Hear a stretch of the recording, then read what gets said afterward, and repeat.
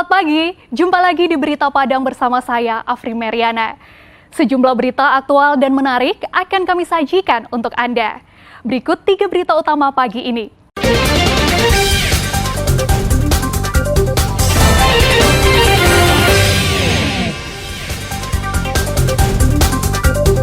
Berebut lahan plasma, 2 anggota koperasi bentrok fisik. Kantor Imigrasi Padang razia pekerja asing di Padang dan Padang Pariaman. Polresta Bukit Tinggi gelar simulasi pengamanan pilkada.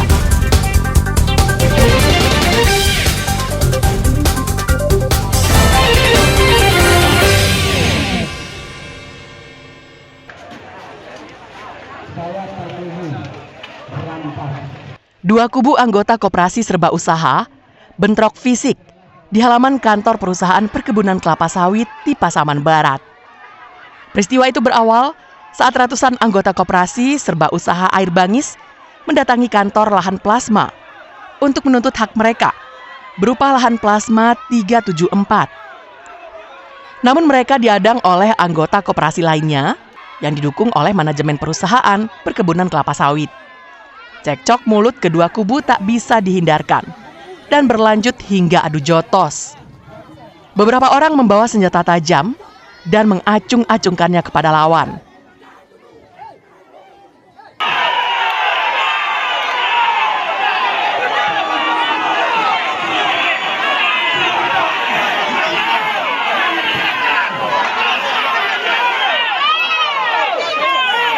Polisi kemudian melerai dengan menangkap beberapa provokator dan mereka yang membawa senjata tajam.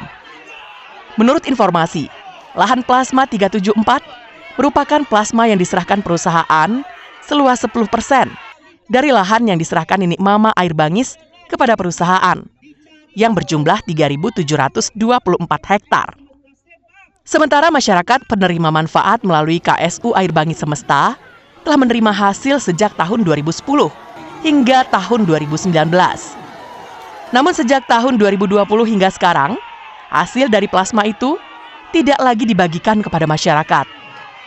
Itu sebabnya masa dari KSU Air Bangis datang untuk menuntut hak mereka.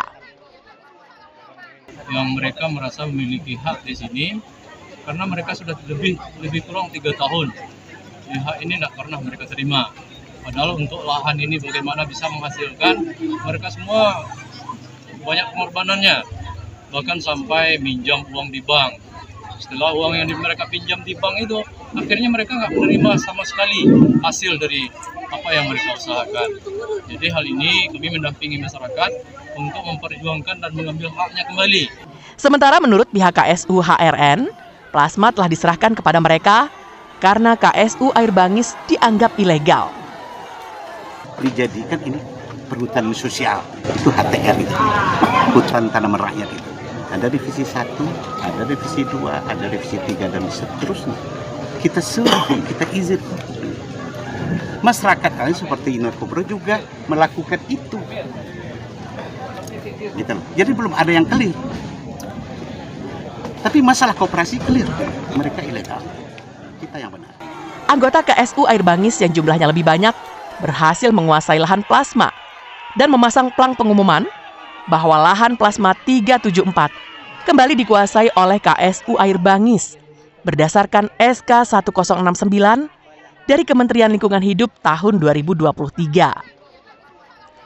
Safatul Ulum melaporkan dari Pasaman Barat.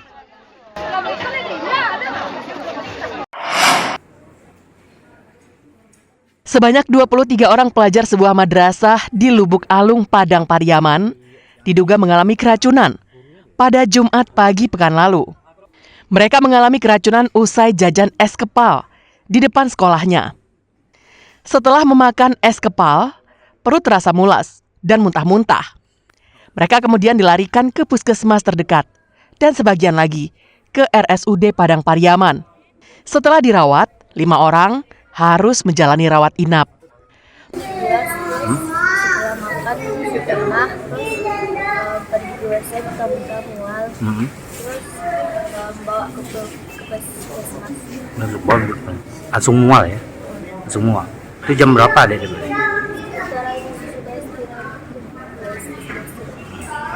Sempat pingsan atau gimana? Tadi Itu memang es tuh sering jualan di sana atau gimana? enggak, baru pertama. Baru pertama. Polres Padang Pariaman yang menerima informasi itu langsung menuju ke Rumah Sakit Umum Daerah Padang Pariaman untuk mencari informasi langsung kepada korban dan keluarganya. Menurut polisi, rasa es kepal lebih mirip rasa oli dan bau yang menyengat daripada rasa es yang lunak dan manis. Polisi kini tengah mencari penjual es kepal itu yang diketahui baru pertama kali berjualan di depan sekolah. Dari 23 siswa yang terdampak, itu ada 5 yang sudah diobservasi di RSUD Kabupaten Padang Pariaman. Yang dirasa lebih kepada bahan bakar, seperti rasa oli dan lebih ke bau yang menyengat. Dan teksturnya pun itu tidak seperti es kepal yang pada umumnya. Sedangkan contoh es kepal telah dibawa ke laboratorium BPOM di Padang untuk diperiksa. Eki Rafki melaporkan dari Padang Pariaman.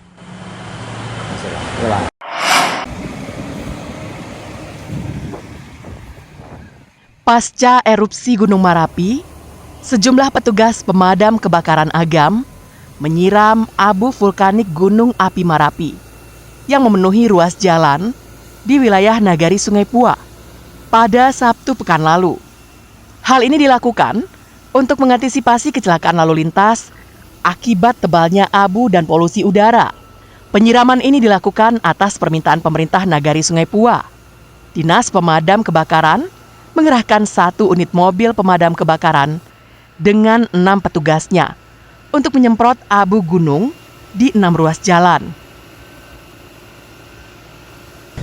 Kebetulan kalau untuk hari ini menurut surat dari Wali Nagari ada 6 titik yang akan dikerjakan. Jadi kami mulai dari simpang 4 Sungai Pua ini. Satu armada sementara dulu. Ini sejauh ini kesulitannya seperti apa? Ya, bisa dilihat nih jalan raya nggak bisa dialihkan jalannya. Kebetulan mungkin ini jalan alternatif yang utama mungkin. Ini kalau melihat kondisi debunya ini cukup tebal ya? Tebal, kalau kamarnya di atas lebih tebal lebih. Di lokasi yang sama, sejumlah relawan dari sebuah LSM juga membagikan masker kepada warga dan pengendara yang melintas di jalur alternatif Padang Bukit Tinggi via Sungai Puar. Aksi sebagai bentuk kepedulian terhadap kesehatan masyarakat yang terdampak abu vulkanik. Ini menyelar dari tim rumah sakit Sumatera Barat, Kak. Kebetulan tadi kami ada di Bukit Tinggi, udah lanjut ke Sungai Pua. Ntar lagi mau ke Prapanjang, Kak, di Kecamatan Selogoto, Kabupaten Tanah Datar. Ada tadi sekitar 30 kotak masker. Petugasnya ada berapa orang? Petugasnya ada sekitar 5 orang. Tebalnya abu vulkanik yang disemburkan Gunung Api Merapi saat erupsi pada Jumat malam pekan silam mengakibatkan jalan dan permukiman di sekitar Gunung Api Merapi dipenuhi abu. Selain itu, area pertanian masyarakat pun tidak luput dari semburan abu. Dina Amrina melaporkan dari Agam.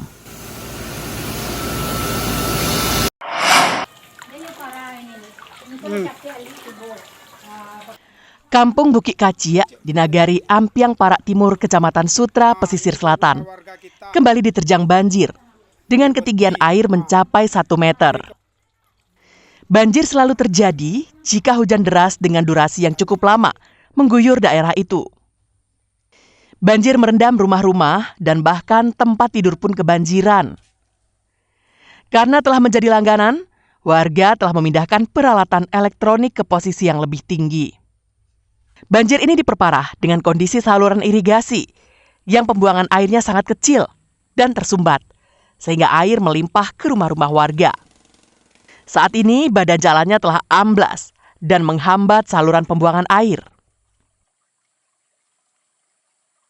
Sudah sering, Mas. Sudah sering ya? Kalau curah hujannya tinggi, makanya sekitar 1 jam atau 2 jam sudah dipastikan banjir.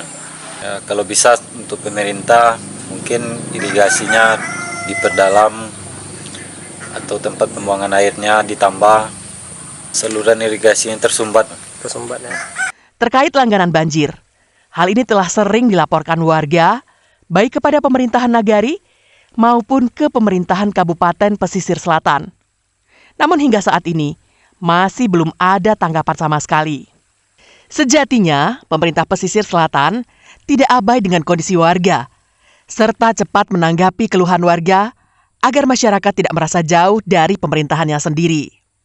Banta Fauzan melaporkan dari pesisir selatan.